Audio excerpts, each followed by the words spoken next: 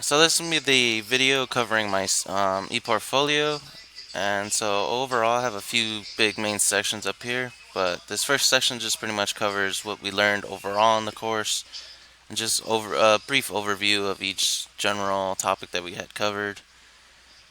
And then just moving on to the second section, I just kind of put myself into it, just going over things about me and how I feel I will be when I start teaching and what I can use that I've learned from this course and other courses that I can implement into my teaching.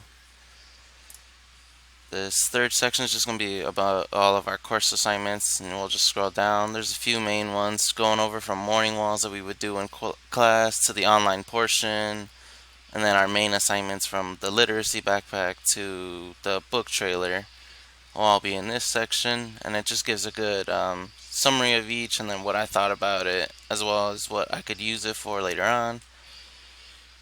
And then finally, at the end, I just have my career. So it's going to be just a couple pictures, just two. And then the first one's just going to be the picture of the literacy backpack that we had done. The second, just being some books that I have read and enjoyed, and just a library that I'm going to end up creating to use in my own classroom. That's pretty much it. Just a brief overview of this. And that'll be that for the ePortfolio.